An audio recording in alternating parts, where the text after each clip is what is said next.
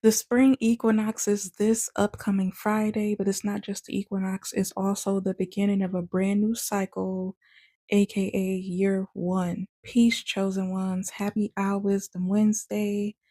I hope you all are doing well. This is the Mystic Owl speaking, and today I want to get into the spring equinox, the end of this cycle, finally, the beginning of a new cycle, and what we can expect and how we can protect ourselves and our energy, especially if you were like me and you had no idea about cycles during this past 9 year cycle, which started back in 2017. I had no idea about numerology or cycles or gematria or anything.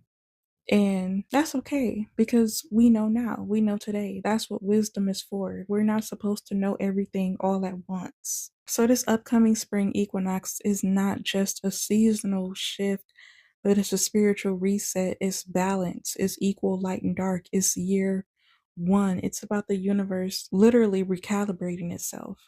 And we are all part of that recalibration, whether we know it or not, whether we realize it or not, whether we want to be a part of it or not. It happens anyway, it happens naturally. So this upcoming equinox is a special one because it's not just the spring equinox.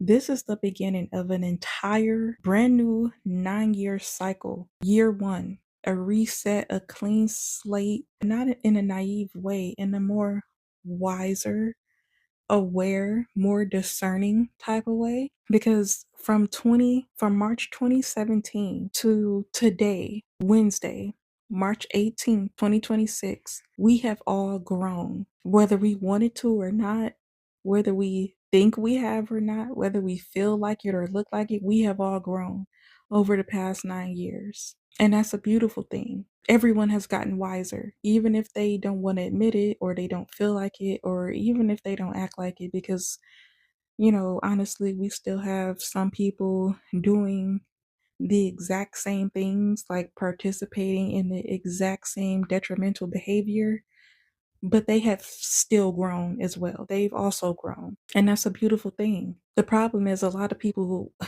think that they stop growing, but we never stop growing. We never stop growing. We never stop getting wiser and better and smarter and stronger. It might feel like it, but we never stop. This last cycle taught all of us some very hard lessons, especially myself. And a lot of people are coming out of years or decades of confusion, attachments, karmic relationships, heavy, heavy spiritual warfare, mental and emotional exhaustion, you name it. It was just a tumultuous cycle for 9 years. And a lot of people were feeling like they've been carrying things that were never theirs to carry in the first place. I know I have. And because we've gone through a great shift. Neptune is no longer in Pisces. Neptune is in Aries now. So the illusions are over. There's no more illusions. There's no more delusions. And I think that's why there's this trend on social media about being delusional or being delulu. Yeah, that's the so-called elites trying to keep people stuck in some type of karmic loop or karmic cycle. Even though it's in a joking and playful way, that's usually how it's always done. But having people consider themselves as delulu or delusional, yeah, that's that Neptune and Pisces energy attempting to hang on, but it's out of here. It's got to be out of here. We don't need delusions. We don't need illusions anymore. We need the truth. We need peace. We need to be able to see. Neptune is in Aries now, period. People are aware of things that they were not aware of over the last 9 years, almost an entire decade. People are acting different, which is a good thing.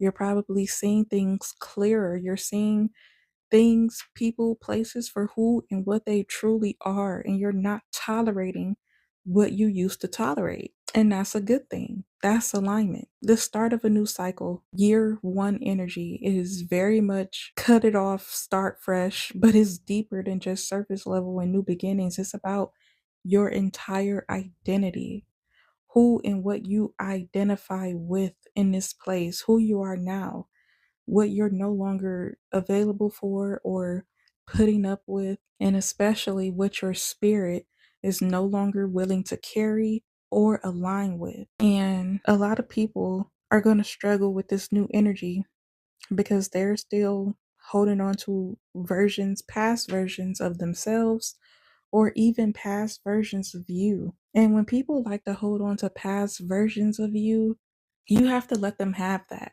while simultaneously moving forward. But it has to be that way because they can have whatever version of you they wish to have. Your version of you is the one that counts, it's the one that matters, it's the one that's going to lead you on your journey, on your spiritual path. People are always going to feel a certain type of way about you, they're always going to think a certain type of way about you. And as long as you know that and you're okay with that, you're ready to move forward. You're ready to start a new cycle. You're ready to enter into year one. You know, a lot of us, we're just not putting up with the same energies, the same disrespect that we used to. Our time is more valuable to us. Our mental and emotional state is more valuable to us.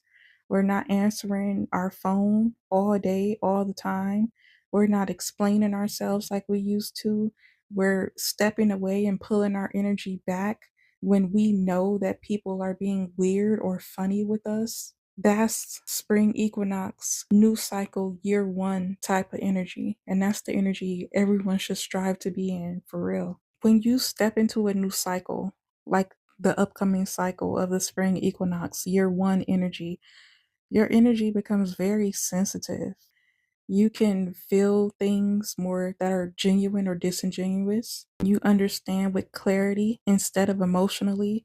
You understand who and what is genuine, who's draining you, who's watching you, and most importantly, who's projecting onto you, because a lot of these projections are meant to keep you stuck and bound and suppressed. You have to be able to navigate these projections. You have to be able to move forward regardless of what other people are saying about you, how they feel about you. This is your life, this is your journey. And it's very hard because we get projected onto by everyone and everything in the matrix. So it's hard to navigate through energies, especially when you're an empath like me, a highly sensitive person, which I believe most of my audience is. This is why you're here. This is why you're listening. It can be very hard to navigate those energies. And this is where grounding techniques come into place, your meditations, your affirmations, even getting into water techniques like spiritual baths and praying over your baths. Me personally, I like to send the projections back into the ethers, away from me. And when it goes back into the ethers, it usually hits that person who sent it, as it should. So when you're going through a reset, there are going to be a few things that happen because, of course, there are people who benefited from the old version of you.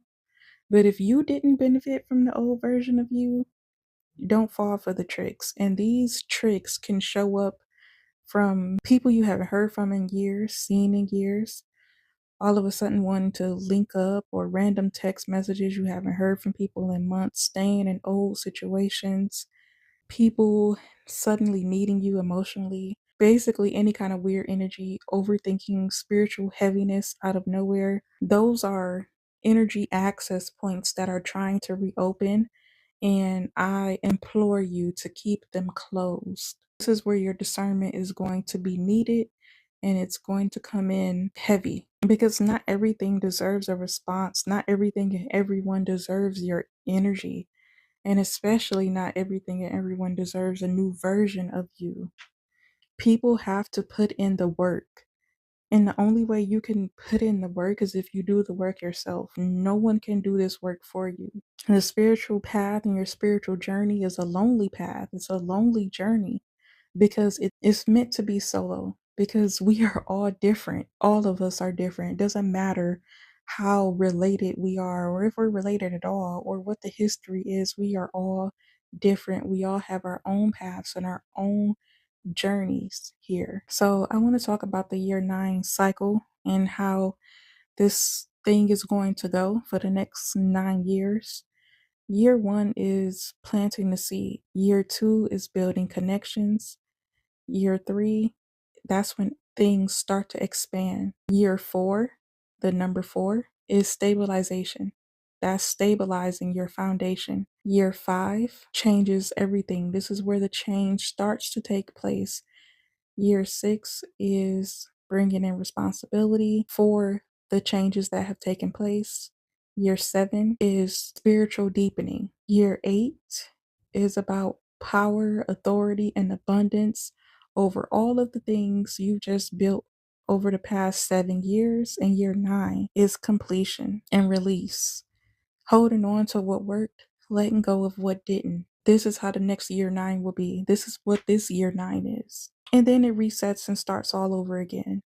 We live this life through cycles. So, what we do right now matters more than people realize. The seeds you plant in a year one will determine what you harvest in a year eight, if you harvest anything at all. So, if you're moving sloppy right now, entertaining distractions, ignoring red flags, listening to other people when you should be listening to yourself, staying in misalignment, you're planting chaos in a year one.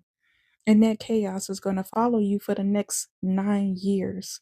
And that is not what anybody wants. But if you're moving intentionally and you're protecting your peace and you're listening to your intuition, you are aligning with purpose. You're aligning with discernment. You're aligning with wisdom. You're planting power. You're planting your spiritual seeds, so to speak. So, this upcoming Friday, March 20th, 2026, the spring equinox is bigger than just a seasonal change. It is literally a timeline shift. It is a new cycle, and it's year one. We are about to step into a whole new chapter, and I'm super excited about it. And it's going to happen whether we are ready for it or not. So if you stay to the end, thank you so much for listening. Be sure to tune into next week's Our Wisdom Wednesday for more spiritual guidance and insight. And as always, speak life over yourself, take care of yourself, love yourself, trust yourself first, and protect yourself. I love you, chosen ones. Peace.